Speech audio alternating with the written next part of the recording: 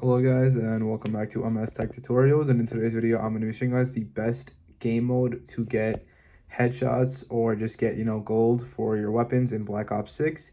And this game mode is definitely going to be go over to hardcore, and it's going to be hardcore face off mosh pit. And it's important to know that it's better to do this in hardcore other than core, because obviously the headshots are only one shot, but in regular core I think it is more than one. But anyways, yeah.